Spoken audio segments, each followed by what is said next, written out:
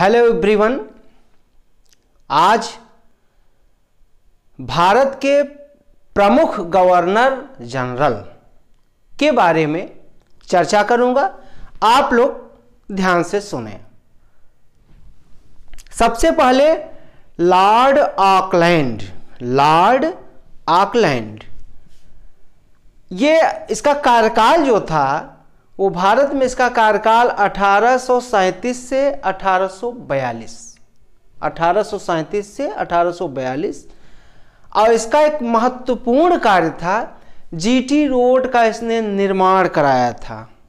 Modern आधुनिक GT road जो इसे सबसे पहले बनवाया था शेर शाह सूरी ने, और इसको जो है बढ़िया तरीके से मॉडर्न में इसको बनाया था। NH1 NH2 जो बाद में अब इस समय है उसको मिलाया गया, तो इसको सिस्टमैटिक ढंग से जीटी रोड बनाया था लॉर्ड ऑकलैंड ने।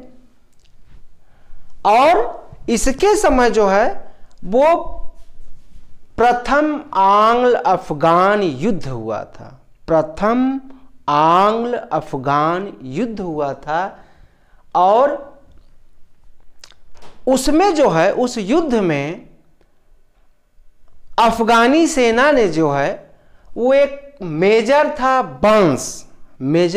बंस जो था वो मारा गया था। अफगानी सेना ने उसके शिविर पर अटैक कर दिया था और वो जो है मारा गया था। उसमें बहुत सारी अंग्रेजी सेनाएं जो है परास्त हुई थी, बहुत सारी अंग्रेजी सेना को क्षति पहुंची थी। इसीलिए इसमें जो है लॉर्ड ऑकलैंड की बहुत बदनामी हुई थी। और इसने एक सिद्धांत दिया था, इसी के समय जो है सिद्धांत आया था अधोमुखी निस्यंदन का सिद्धांत आया था। और ये जो है ब्रिटिश शिक्षा नीति का एक पार्ट था। ये ब्रिटिश शिक्षा नीति का एक पार्ट था और इसके तहत जो है वो माना गया था कि जो फिल्ट्रेशन थ्योरी है, ये जो फिल्ट्रेशन थ्योरी, उसमें ये माना गया था कि भारत में 3 वर्ग है, उच्च वर्ग, मध्य वर्ग और निम्न वर्ग।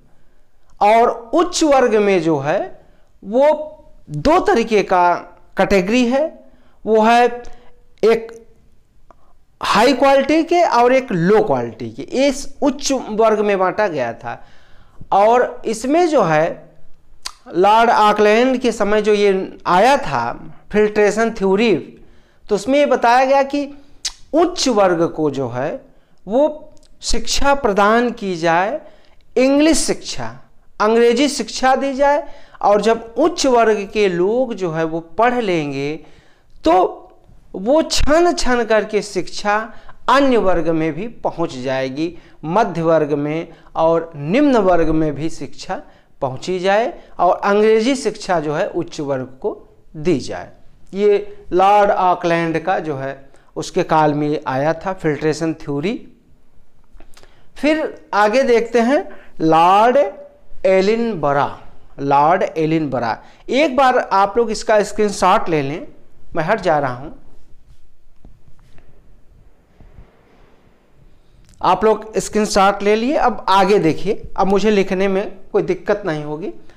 लॉर्ड एलिनबरा, इसका कार्यकाल जो था 1842 से 1844 और इसके काल में एक घटना होती है सिंध का विलय। जो प्रांत छूट गए थे कि सिंध ये छूटा हुआ था, सिंध और पंजाब, बाकी पूरे भारत में जो है अंग्रेजों का शासन चल रहा था। सिंध स्वतंत्र था, पंजाब स्वतंत्र था और सिंध का विलय कर लिया गया लॉर्ड एलिनबरा के काल में। और चार्ल्स नेपियर के जो सेना का प्रमुख था, कमांडर जो था चार्ल्स नेपियर, उसके निर्देशन में जो है वो सिंध का विलय किया गया था। और वो धोखे से विलय किया गया था। वहाँ जो अमीर वर्ग था और मध्य वर्ग जो था उसमें जो है इन लोगों ने एक फूट डाल करके उनको लड़ा करके धोखे से जो है ये चार्ल्स नेपियर ने सिंध का विलय किया था। चार्ल्स नेपियर ने सिंध का विलय किया था।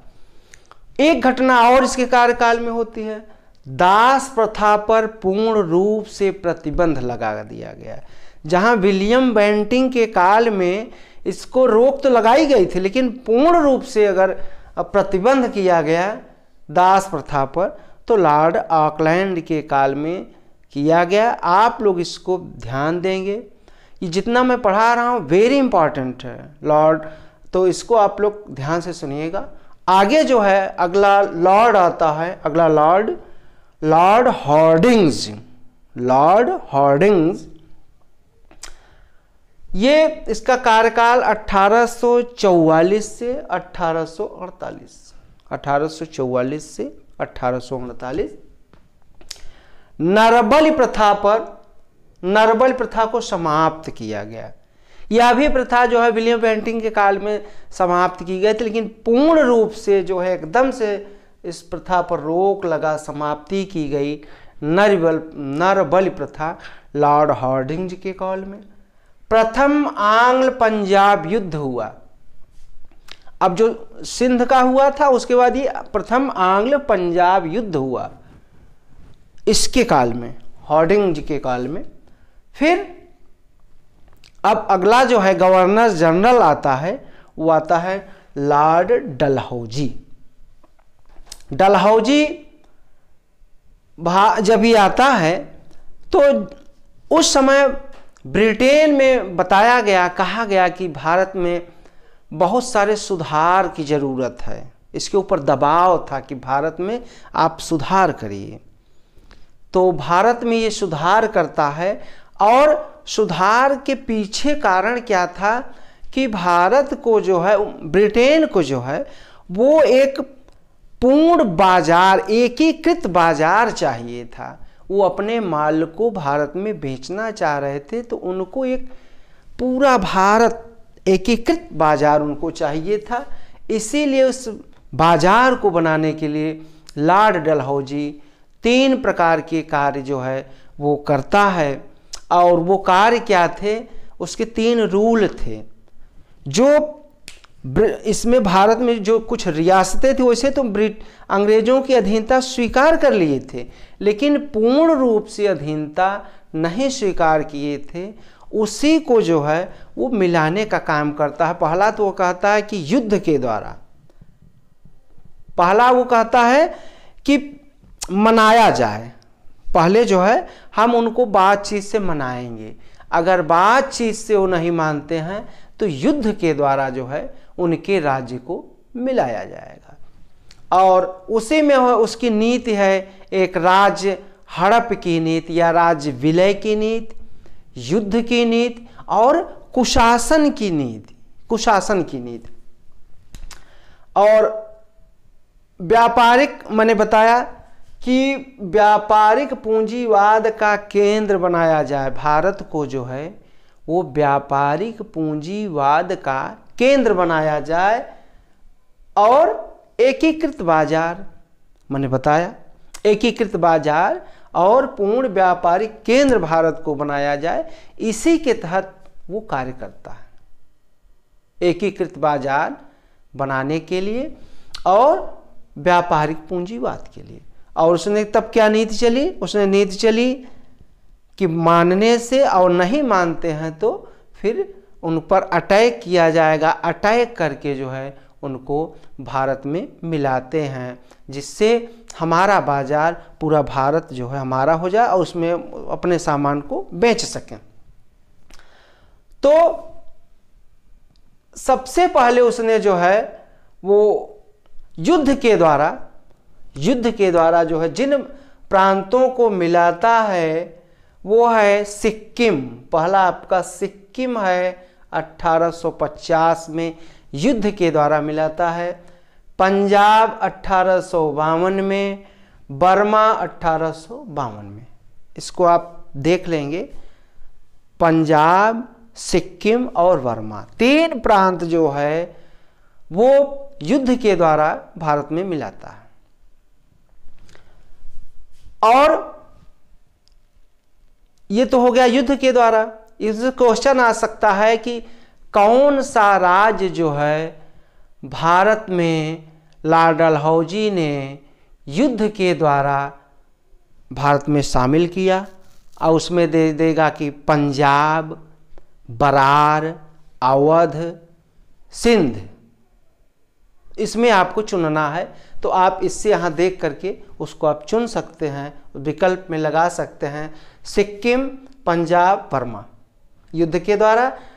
और राज्य हड़प की नीति, doctrine of lapse, doctrine of lapse के द्वारा जिन राज्यों को मिलाता है वो पहला राज्य आपका होगा सतारा। राज्य हड़प की नीति जो होगी वो पहला स्टेट वो मिलाता है सतारा को 1848 में। इसको भी आप लोग ध्यान दे लेंगे, 1848 में हड़प नीति के द्वारा मिलाता है, तो सबसे पहला है वो सतारा। फिर नागपुर को मिलाता है 1854 में। फिर उसके बाद जैतपुर को मिलाता है 1849 में। फिर उदयपुर को 1852 में। ये उदयपुर जो है वो एमपी का स्टेट है, उदयपुर, उसको 1852 में मिलाता है। झांसी को 1853 में मिलाता है, झांसी को 1853 में।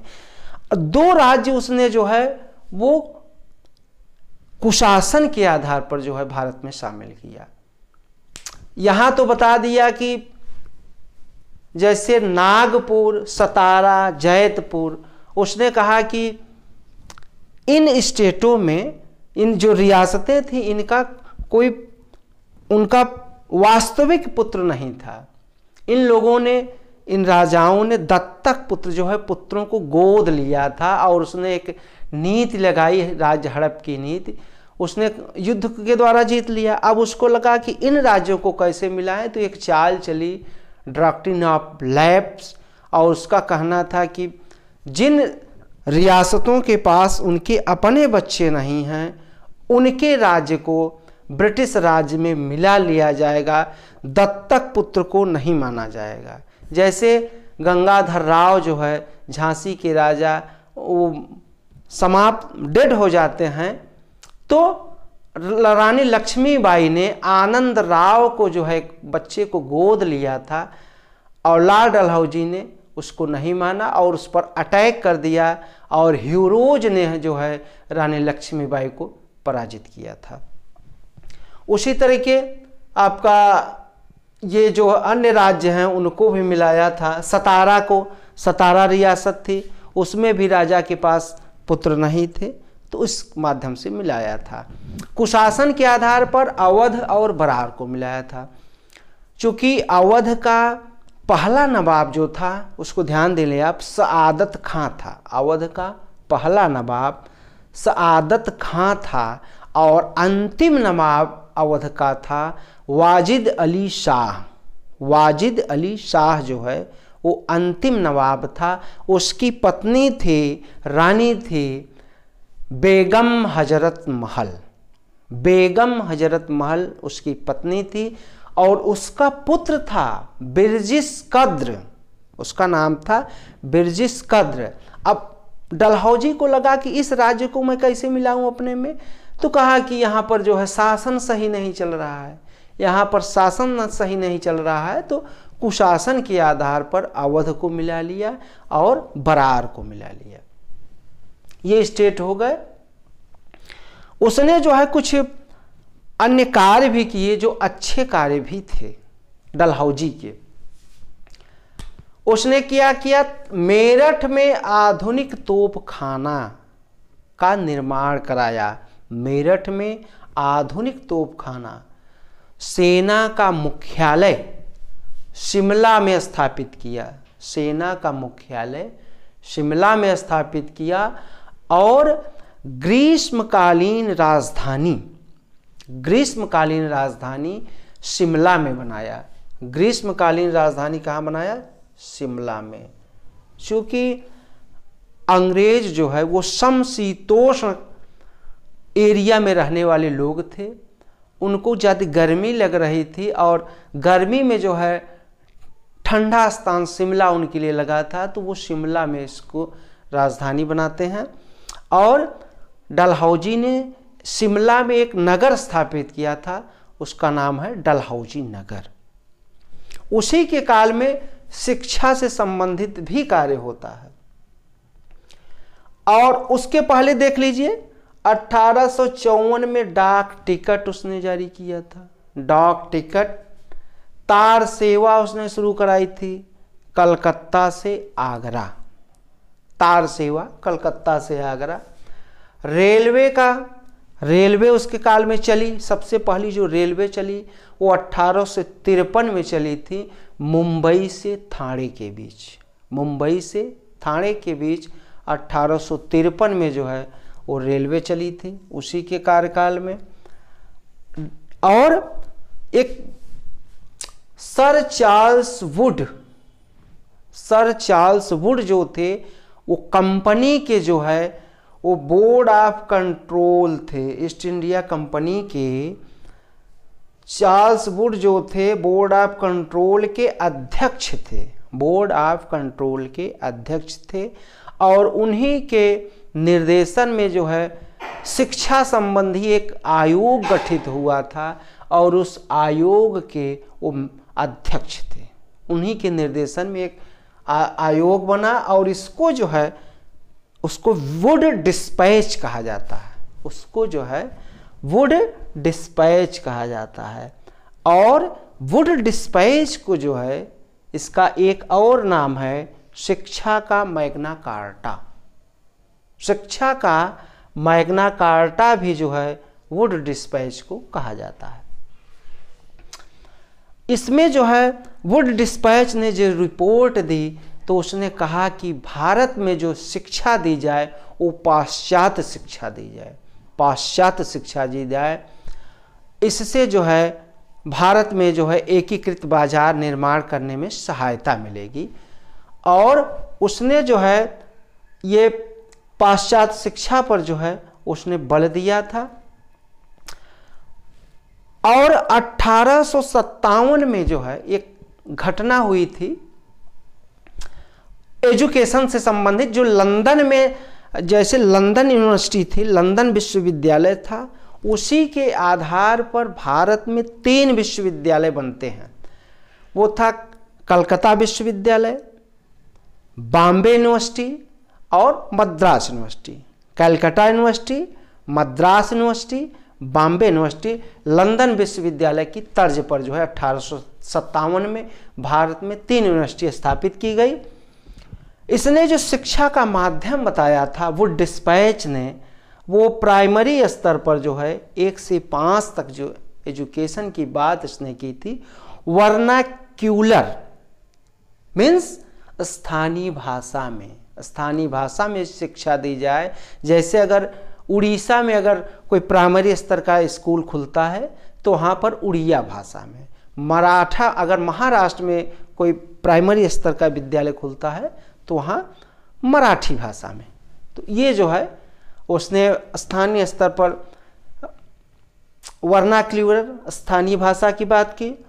और 6 से 8 तक में जो है उसने कहा 6 से 8 तक में जो है वो इंग्लिश का 1 घंटा यहाँ शुरू हो जाएगा, 1 घंटा जो है इंग्लिश का चलेगा। फिर हायर एजुकेशन में उसने कहा शिक्षा का माध्यम जो है वो इंग्लिश हो, शिक्षा का माध्यम इंग्लिश हो। हायर एजुकेशन में वो चाहे आपका IIT हो और चाहे आपकी मेडिकल की पढ़ाई हो, चाहे अन्य पढ़ाइयाँ हो, वो पढ़ाई किस में हो, वो इंग्लिश में हो, वो इसने कहा था। और इसने जो है भारत में प्राइवेट स्कूल की स्थापना की। इस वुड डिस्पैच से आया कि भारत में जो स्कूल खोले जाएं वो प्राइवेट स्तर पर भी स्कूल खोले जा सकते हैं। यहाँ पर प्राइवेट स्कूल पर जोर दिया गया, महिला शिक्षा पर भी बल दिया गया। डलहौजी के काल में महिला शिक्षा पर बल दिया गया। और आगे टीचर ट्रेनिंग इंस्टीट्यूट की स्थापना की गई।